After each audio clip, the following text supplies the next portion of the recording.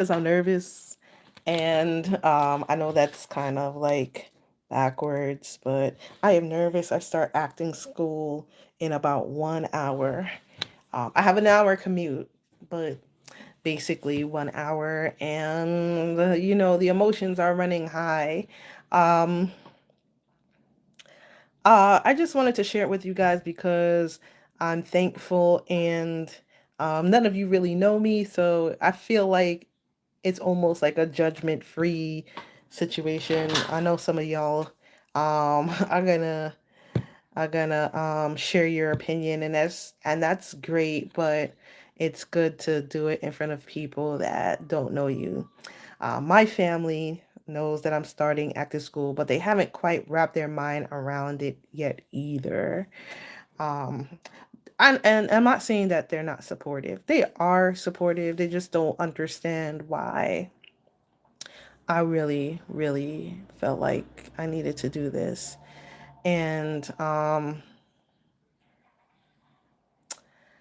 just, I'm hoping that everything goes how God plans it. I have to really let go in this situation because um, I just don't know. I don't think this is something that I can completely control other than the discipline of being able to get to class on time. Um, I'm gonna give it my all though. I give everything my all.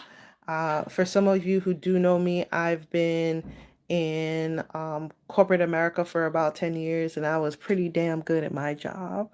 And I left the job because I knew like every day I was feeling a little bit empty, that like I needed to do something that I really wanted to do. And I had been doing this on, when I say this, I mean taking acting classes on the side. So after work, I would take a workshop. That workshop would last about 6 weeks, and then everything would be cool for a little bit until, I got the itch again. And I've been having this little itch for over like 10 years now. Somebody pointed out to me that I've been doing this for a while. Hi, Shamil, from India. What's up? Um, so for a while I've been taking these classes, and now I'm signed up to like real acting conservatory. Like this is like the masters for acting, and I thought I had to do it because I just wanted to become the best that I could possibly be. What's up, Dave? What's up, Dave from Florida? Not that you can't take classes alongside work and be great at acting, because I know a lot of people have to do it that way. But I I thought that taking this next step would be um, most the best step for me. Dave said act something out. Dave, I am trying to conserve my energy here. To be honest, let me tell you something. They told us on the first day, which is today, we have to do a monologue. I don't know if you know what a monologue is, but it is like a long paragraph of dialogue from a play, and it has to be a play. It can't be a TV show, it can't be a movie, it can't be like Greek mythology. It has to be a play.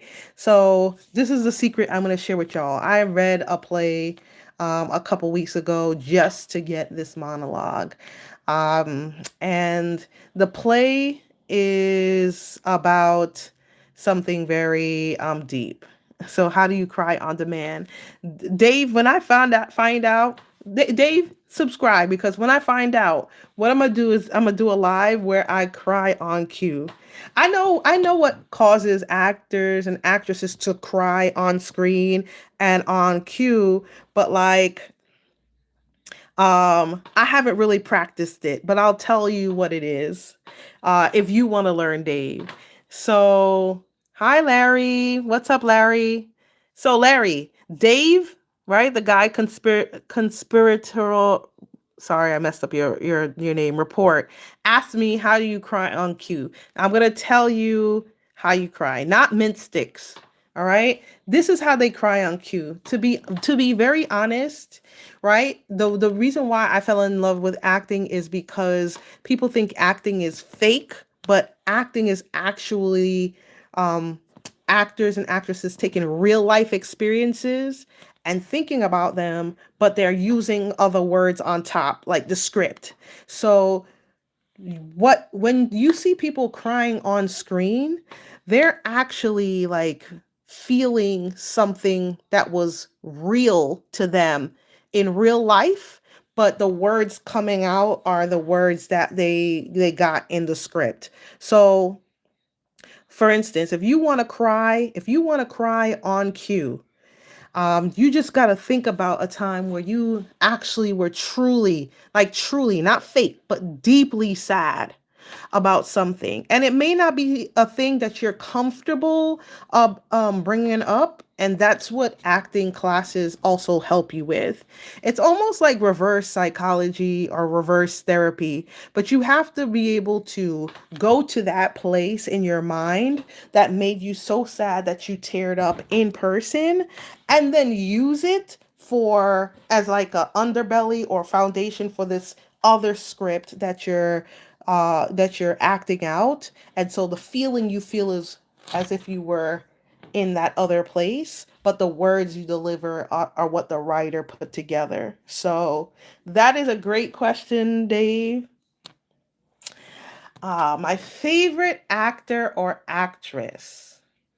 So my favorite actor is, well, I want to say I look up to John Leguizamo a lot. I look up to Jamie Foxx a lot. So, and those are two more of the comedic side of acting. And when I grew up, we had television shows like In Living Color, we had Mad TV, we had all those comic, long format shows going on. So, actors that that were in those spaces are my favorites. Um, and the reason why I like those two is because they're capable of doing funny things and they can do dramatic um, things. Um, they do something called overacting like Jim Carrey does. So Jim Carrey isn't overacting. Comedy just has a different delivery of acting. And there are different types of comedy, but I would call Jim Carrey is more what they call slapstick, or what they call um, very physical. I don't know if you've seen a lot of his earlier work. So when he was on In Living Color, he did something called Fire Marshal Bill. And on Fire Marshal Bill, his whole thing is that he is supposed to be helping people prepare for the event of a fire and stay safe. But he always physically seems to get like burnt, right? Like like he would demonstrate how being burnt is not what you want in order to get you to be more safe about your environment. And so he has to you could call it overacting, but that sounds kind of negative. I would call it just like acting in a certain style, and it's slapstick and a little bit of physical acting. So thanks for those two questions though. That got me going. So what I do want to do, because I have to go to class soon and I want to get in the mood, right? The thing that I have to perform for class on the first day, I want to tell you about it because the last time I was able to practice it, it really helped for me to talk about it. And, um, maybe it'll help me get into the frame of mind that I need to get into. So the play that I am doing the monologue in for school is called Water by the Spoonful. Water by the Spoonful. And so Water by the Spoonful is about a a family that is going through addiction and sobering and revealing secrets. And in Water by the Spoonful, so a it starts with someone's grandmother passing away, and that grandmother took care of that person for most of their lives. The mother, who was named Odessa, the real mother, not the grandmother, what had an addiction to crack. And the reason why it's called Water by the Spoonful is that when he and his little sister were younger, they got really sick, and they went to the hospital. The doctor said that in order to get them better, the mother had to feed them water by the spoonful for every 5 minutes for a full day until whatever was in their system flushed out. That was the instructions. And when the mom brought him home, the role that I'm doing is a guy named Elliot and his sister. He All he remembers is that the mother was good for the first 6 hours of giving them the spoonful every 5 minutes, and then her addiction caught up to her. And her addiction caught up to her, and she left the kids by themselves for God knows how long. He doesn't remember. All he does recall is that when he woke up, he was in a pool of his own feces. And when his sister, who was younger, was pronounced dead on the scene. She had cried herself to till she had no more tears, and was dead. And he held that in his heart for years. Elliot ends up going to the military, and he is discharged, and in the current time of the play, he is working in the subways. That is his job. He got this what do you call it? Released from the military, honorable, but like, well, not honorable, but released, but now he is working in a subway. The grandmother dies, like I told you in the beginning, and he kind of uses that opportunity to approach his mother, who he has kind of separated from for years. Now his mother, the one that was addicted to crack that let the child die, she has since been working on herself. She's been sober for, I'm just going to give a number of years. It's a long time. She's been sober for about 5 years, and she runs a chat room online to help other people looking to become sober from their addictions, mainly crack, and cocaine. And so every day they look forward to her showing up online and in the chat room. They've become a digital family. Um, so back to Elliot, he wants his mother to give him $20 to put flowers on his grandmother's grave. And he is relentless about this $20 that he wants the mother to give, and the mother does not have it.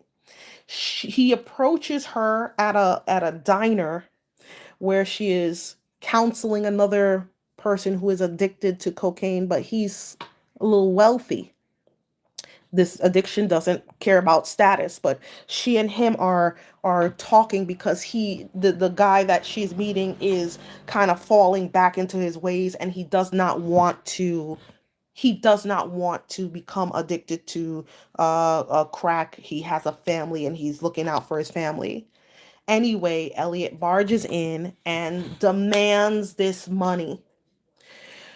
The guy feels so bad about the situation, he even offers to give the money, and he just met his mother for the first time at that meeting, but just to squash the beef, he offers money, the money that Elliot is looking for, and Elliot doesn't want it from him, he wants it from the mom.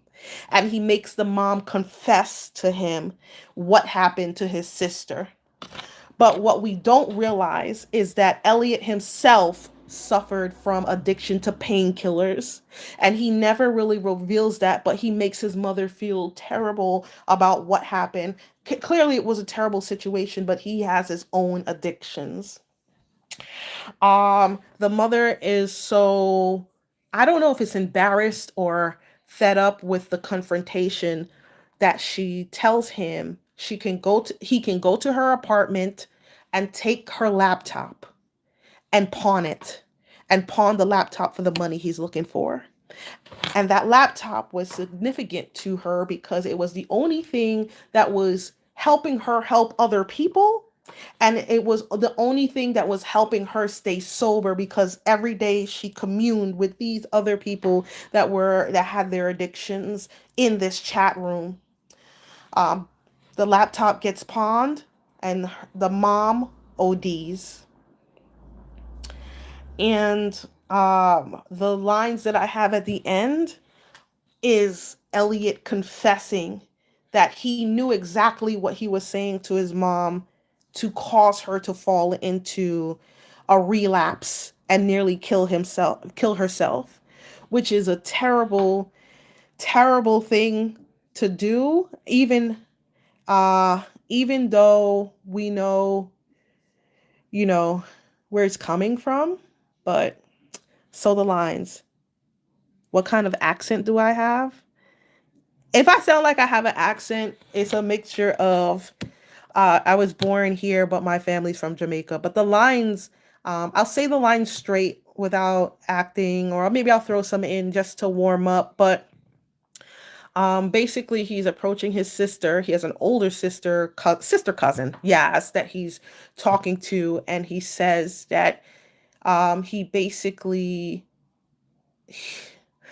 she had to wake him up out of his sleep because he was yelling, and he talks about what he saw. So basically the lines are, you know how you had to shake me awake last night, like this dream was different than usual. So I'm making this Subway sandwich, and I feel these eyes on the back of my neck, and when I turn around, it's Mama G. And she's standing over there, and she's smiling, and she's looking at me, and she'd come to say goodbye.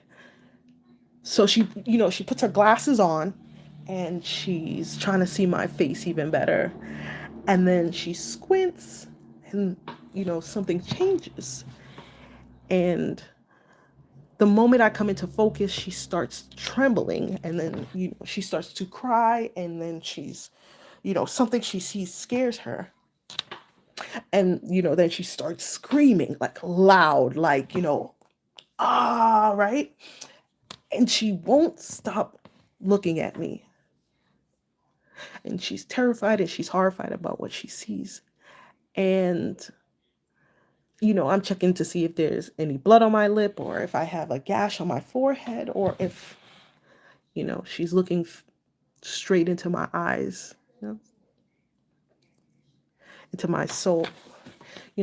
I wanted Mama Odessa to relapse the Yaz. I wanted her to pick up that needle. I knew exactly what to say. I know what buttons to push. I almost put this thing in her vein myself, because I was like, why would God take the good mom? Take the bad fucking mom. Just take the bad fucking mom. And that's it. It's only 90 seconds. I have to do 90 seconds, and it's like 10 sentences, I think. I didn't full out act it because there's a lot of yelling and I have neighbors. But I it's very intense. Thank you, Dave. You know what? You're one of my favorites. Hopefully I'm gonna write your name down, because I don't know if I can follow you, but let me see. Okay, conspirator. I'm gonna find you, and if I don't find you, you find me first. You've been great. I really appreciate you. You're actually helping me. Um, so yeah, I just ran through it. I didn't even put the full energy in it because I feel like it's a full body experience, and I want to save the crying for later because I do feel like crying when I talk about the story. But yeah, so I'm gonna cut it off here because I wanna change my top. We have required uniform, by the way, which is something that I haven't been used to in a while. But I have to wear all black. I only have on my black pants right now, so I have to put on a black top. Um, there's also a movement class. And so my old ass gotta wear ballet slippers at least one day a week in the ah, I gotta stretch the day before to keep up with these youngins. But I am super excited. I want to thank all of you guys for joining the live. I'm gonna come back on tomorrow and tell you exactly what happened today. So stay tuned. Thank you everyone for helping me get the nerves out. And I will tell you what happened tomorrow. Peace.